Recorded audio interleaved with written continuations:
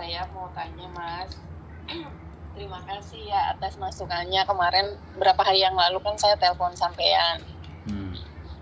Terus kemarin dependent visa saya turun. Kemarin? Iya. Suratnya berarti datang ke majikan?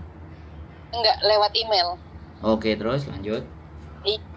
Nah udah gitu semalam saya bilang sama majikan, saya bilang kan minta rilis letter gitu kan. Nah terus saya bilang saya bisa nggak hari ini diputus, maksudnya dikasih rilis letter hari ini tanggal sekian. Nah tapi besok saya ke imigrasinya.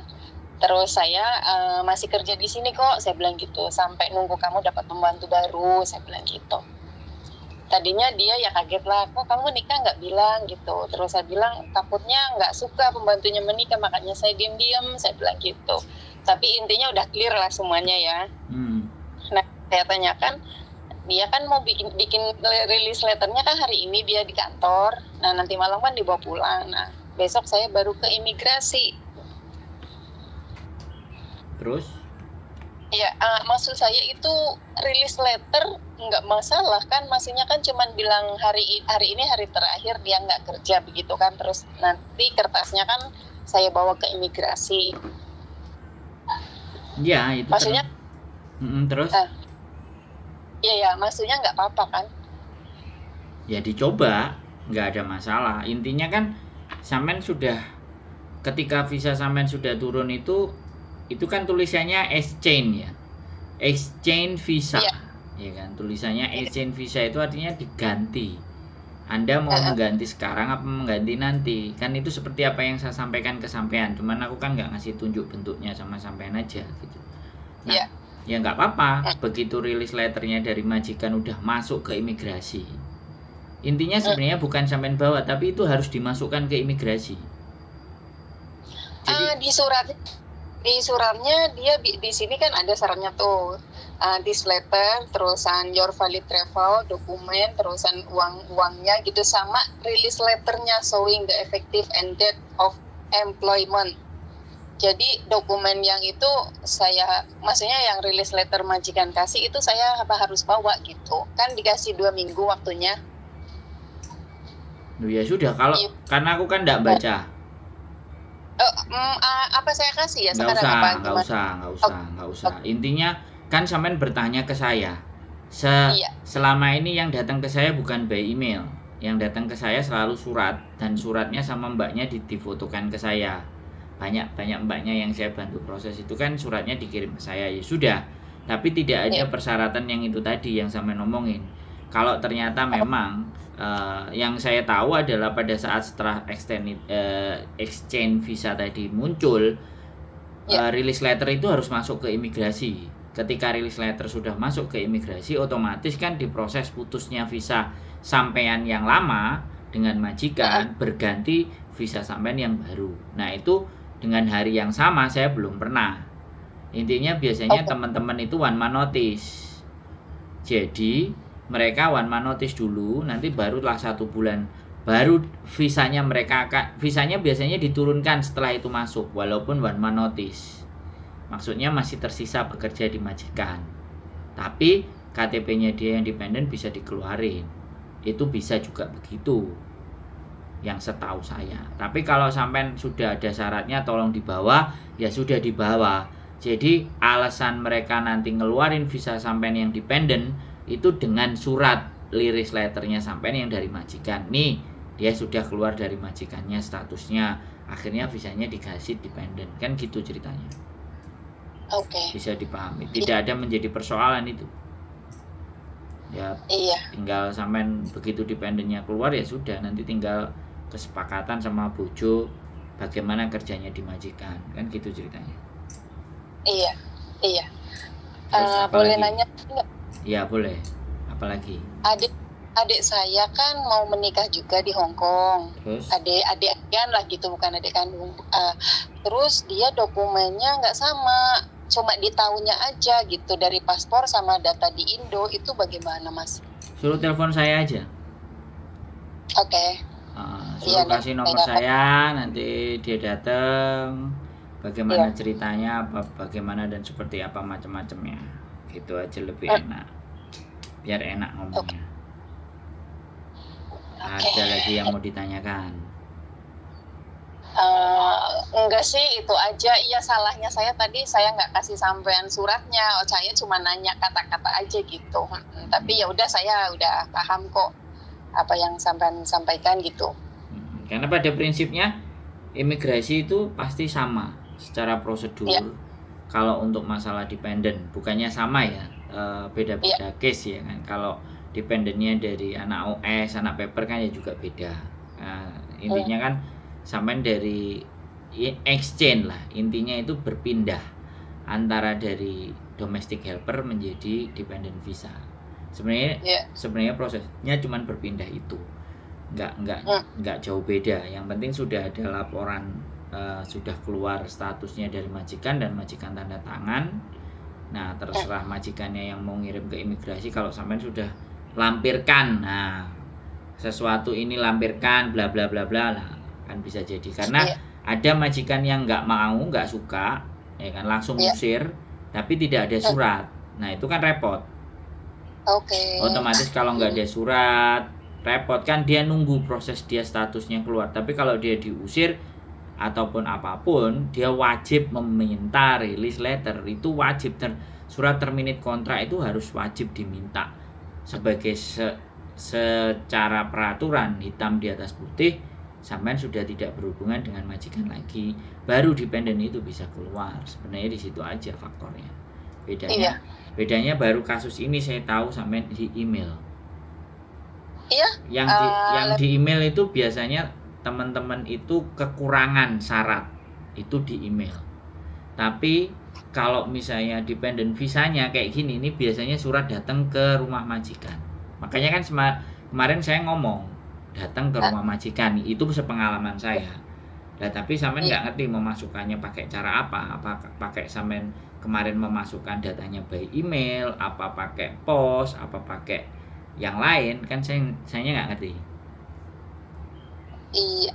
Awalnya datang sendiri suami, terus dikirimin surat ke alamat suami, kekurangannya. Nah, terus dia balesnya lagi lewat email, kan sibuk nggak bisa nganterin ke kantor pos, jadi habis nambahin ngumplitin dokumen itu semuanya by email gitu. Oh, ada omongan.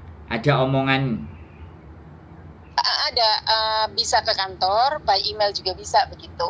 Oh, itu yang ngomong imigrasinya atau suami ini sampean? Enggak, di suratnya. Oh, di suratnya by email. Terus akhirnya sampean email, bertanyanya by email. Akhirnya melengkapi dokumen kayak kirim foto, apa semua kekurangan kita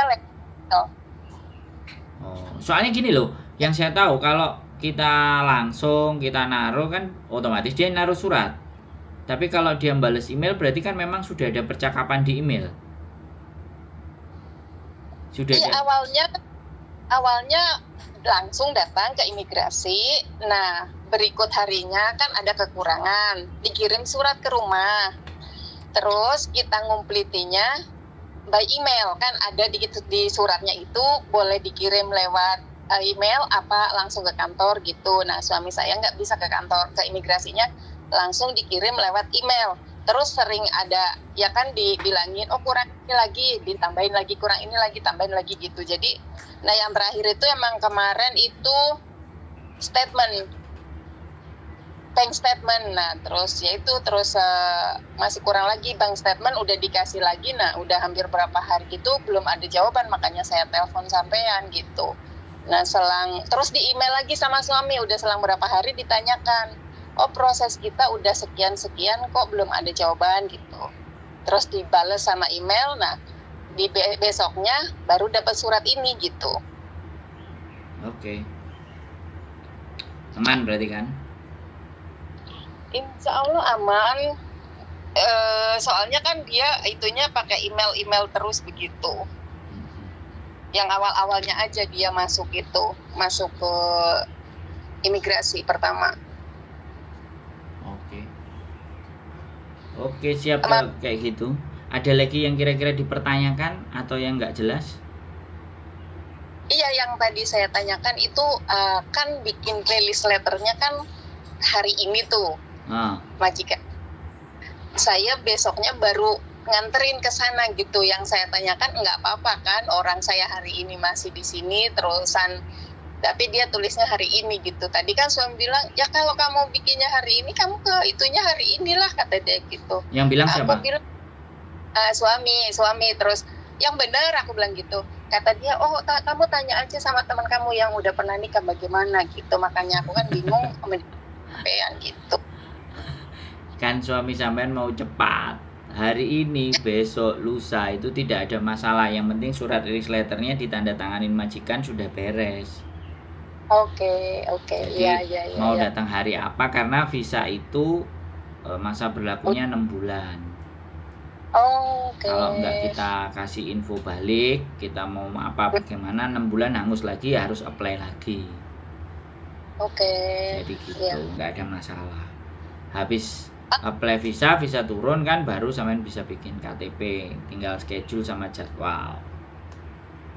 Bisa walk in apa enggak, kalau bisa walk in ya walk in, kalau nggak bisa walk in harus appointment dulu, booking dulu, bikin KTP-nya. Tapi sampean megang visa, karena habis visa kan pasti KTP harusnya, KTP-nya udah berubah. Oke. Gitu. Karena takutnya kalau sampean nggak bikin KTP, visa sudah approve, keluar sampean kertas putihnya sampean pegang, KTP sampean masih W, ketika di jalan ditangkap, dicegat sama polisi, loh KTP-nya W ini sudah sama majikan, udah selesai. Nah, sampean dianggapnya overstay. Oke. Gitu. Iya, paham. Nah, makanya kan setelah visa ya segera mungkin booking. Dan kertas yang putih di visa itu ada di HP, ada juga di kertas, ada disimpan di kertas secara fisik, ada disimpan juga pakai HP. Selama sampean berkeliaran belum berubah dari W ke M atau ke F, karena dependent belum ke F, ya yang sampean bawa kertas yang putih. Tapi kalau sampean sudah appointment, terus bikin, terus lapor, terus dikasih kertas, diambil KTP-nya 2 minggu lagi, kertas yang sifatnya sementara itu sampean bawa kemana-mana aman, buat ngelamar kerja juga boleh. Oh, udah langsung boleh kerja, Mas? Ya bisa, kerja di luar udah pakai KTP sementara itu boleh. Saya pernah kok, KTP itu belum keluar KTP masih sementara itu kan memang ada hurufnya, ada kejelasannya, aman kerja. Ya kadang-kadang anak-anak ada yang nggak mau nunggu keluar KTP-nya, fanatik, ya terserah. Tapi buktinya saya dulu bisa, saya saibun, jadi sales, ya saya tunjukin itu. Belum diambil, nanti 2 minggu baru diambil. Boleh kerja nggak? Oh boleh, kerja dia mau, tergantung bosnya. Gitu ceritanya Mbak Eri. Siap? Ada lagi yang mau ditanya? Iya, nanti juga mau minta kerjaan sama Mas Sandro aja lah. Oh, nanti tak kasih nomor. Ada nomor HP-nya. Kalau sampean mau, sampean tinggal hubungi aja. Mbak, KTP udah beres. Katanya masih dimajikan. Bukan sekarang, nanti kalau udah, ceritanya kan setelah dimajikan paling kan sebulanan gitu. Orang langsung dia nanti libur nggak ke agensi sih, ngambil yang baru gitu. Jadi mau istirahat dulu juga, Mas. Aman, kerjaan itu banyak di Hongkong. Yang penting sampainya mau, seneng, aman. Oke? Ya, mudah-mudahan sampai juga bisa bantu adik saya ya, biar dia cepat nikah juga. Udah lama sih pacaran. Saya bilangin telepon Mas Andro, saya bilang gitu. Kata dia, iya nanti dulu Mbak. Gitu. Yang jelas kalau mau menikah itu saya selalu bertanya, make sure pasangannya itu bisa menggaransi agar keluar dependen. Jadi ada penghasilan, atau paling tidak dia itu bekerja yang ada hasilnya. Ya, yang terlapor MPF gitu. Kalau enggak tabungan atau deposit gitu. Oke. Kalau enggak ada itu, dia pengangguran, minta uang pemerintah, ya tahan dulu untuk menikah dengan dia. Jadi saya sekali lagi bukan menghentikan, tapi maksud orang selalu menikah itu kan tujuannya dependent visa. Iya. Nah, kalau ternyata dia nggak bisa menggaransi dependent visa, terus kita tetap paksa nikah sama dia, kan ya namanya bunuh diri. Nah, sia-sia. Buat apa kan gitu. Soalnya saya ada 2 orang yang sampai detik ini visanya masih belum keluar tapi menikahnya sudah. Ya karena pendapatan. Yang satu lantaran gajinya cuma 11.000, sewa rumahnya 7.000. Ya gimana bisa nutup? Makanya kan dia ajukan rumah pemerintah. Kalau ajukan rumah pemerintah, sewa rumah pemerintahnya 1.500, gajinya 11.000, kan masih ada 10.000. Buat hidup berdua masih oke. Jadi pemerintah Hong Kong itu melihat itu. Kalau tidak melihat pekerjaan, ya tabungan. Terus habis itu juga kalau posisinya masih visa masih hidup loh ya, kayak gitu. Kalau beda lagi kalau udah paper, udah OS, itu beda persoalan lagi. Walaupun suaminya mendukung, itu visanya tidak langsung. Masih ada nunggu verifikasi berikutnya, karena kita sudah melakukan pelanggaran administratif. Paper overstay itu pelanggaran administratif. Sebenarnya kalau paper itu tidak dibilang pelanggaran administratif. Pelanggaran administratifnya itu pas overstay-nya, dia udah melanggar administrasi, kemudian dia ngambil paper, terus diberikanlah sebuah surat. Nah, surat itulah yang digunakan dia untuk izin tinggal di sini. Segala bentuk dokumen pribadinya dia ditahan. Dan itu bukan programnya pemerintah, bukan programnya pemerintah Hong Kong. Tapi pemerintah Hong Kong mengakui dan memperbolehkan orang-orang itu untuk tetap tinggal di Hong Kong. Gitu ceritanya. Ada lagi mbaknya yang mau diperjelas dari yang belum jelas? Alhamdulillah udah jelas banget semuanya, Mas. Terima kasih banyak. Walaupun saya istilahnya gimana ya, sebenarnya emang dulu kan memang mau minta tolong sampean banget pas mau menikah, terus saya putus, saya lari sendiri pakai lawyer, tapi saya tetap ngikutin konten sampean, saya liatin mana yang benar-benar saya butuhkan, saya dengerin terus sampai sekarang dealnya alhamdulillah saya ngikutin sampean, jadi kan saya paham gitu perjalanan hidup saya. Oh ada mbaknya yang ini, kenapa visanya kok belum turun gitu, terus masalahnya gini, oh nggak sama problemnya sama saya, terus saya udah legowo gitu ya. Alhamdulillah sekarang udah clear semuanya dan sudah paham penjelasan sampean gitu. Ya itu pinter mbak namanya. Jadi nggak harus orang tersebut yang harus bantu, tapi sampean menelaah konten, melihat konten, tahu alurnya, ya sudah, itu namanya. Nah harapan saya yang kayak sampean ini banyak, 1.000, 2.000. Jadi semuanya nggak bergantung kepada harus ada saya. Kalau toh pun saya ada, ya bisa, boleh. Saya nggak ada cara lain gitu, yang tidak harus menggunakan si Sandro seperti itu. Tapi intinya kan kemarin nggak cuma sampean, ada satu lagi juga perempuan juga masih muda, dia juga tanya ke saya, visaku kok nggak datang gitu loh. Ini udah hampir 2-3 minggu. Nah, dia ngomong kayak gitu ke saya kan. Aku bilang, sabar mbak, paling juga habis hari ini nelpon, paling 2-3 hari nanti visa sama juga turun. Nggak tahu 4-5 harinya dia WA, iya mas visa saya udah turun, terima kasih. Saya selalu mantengin konten sampean dan saya tidak minta tolong sama sampean, saya sudah melihat konten saja. Mungkin suatu saat nanti saya kalau ada libur saya mau main ke rumah sampean. Aku bilang, loh yo nggak apa-apa, ya itu baru metik segala sesuatu yang benar, dan harapan saya 1.000 orang begitu. Gitu. Nah yang datang biar yang memang benar-benar dia nggak tahu dan nggak bisa terhadap masalahnya dia, kayak contohnya adiknya tadi kan.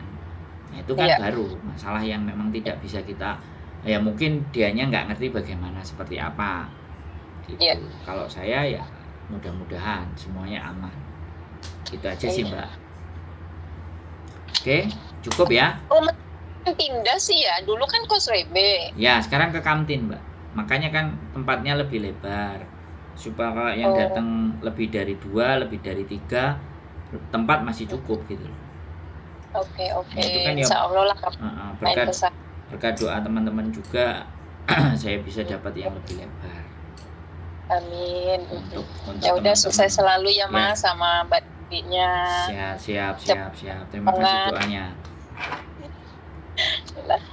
Oke. Terima kasih. Ya, sehat selalu Mbak. Congratulations. Semoga levelnya jauh lebih baik kehidupannya. Sehat selalu. Matur nuwun. Oke. Assalamualaikum. Waalaikumsalam. Sip, top. Sehat selalu buat kalian. Congratulations Mbaknya. Selamat dan selamat menempuh hidup baru. Keep stay tune my YouTube channel and see you next video. Bye bye.